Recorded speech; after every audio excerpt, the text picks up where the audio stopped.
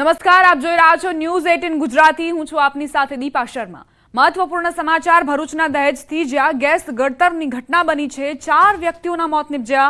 દહેજની GFL કંપનીમાં gas ગળતરનો બનાવ। કંપનીના સીએમએસ પ્લાન્ટમાં ગેસ ગળતર થયું હતું।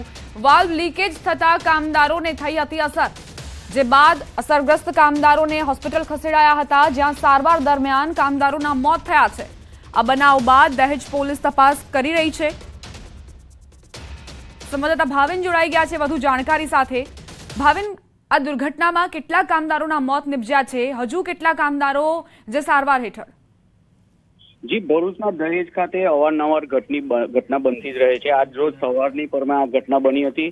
દહેજ ખાતે આવેલ ગુજરાત ફ્લોરોકેમ લિમિટેડ કંપનીમાં ગેસ લાગતા 4 કામદારોનું મોત નીપજ્યા હતા। કંપનીમાં નો જે સીએમએસ પ્લાન્ટમાં જે આવેલો છે તેની અંદર આ ઘટના બની હતી।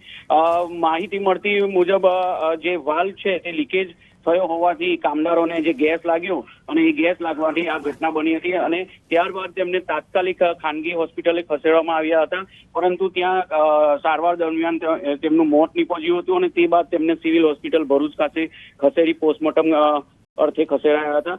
દહેજ પોલીસે જે મૃતક છે એમનો કબજો મેળવી અને કાયદેસરની કાર્યવાહી કરી છે। જી, આભાર ભાવિન જાણકારી આપવા માટે।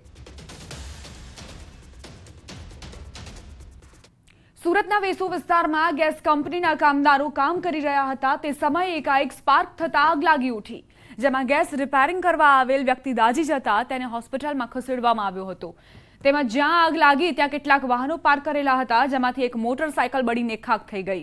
ઉલ્લેખનીય છે કે વેસુ વિસ્તારમાં પોદાર રેસિડેન્સી પાસે ગેસ લઈને કંપનીને ગેસ ખૂબ જ ધીમો આવવાની ફરિયાદ મળી હતી, જેથી ગેસ કંપનીના માણસો રિપેરિંગની કામગીરી માટે આવ્યા હતા। કંપનીના માણસો દ્વારા કામગીરી દરમિયાન જ ઘટના બનતા દોડધામ મચી હતી।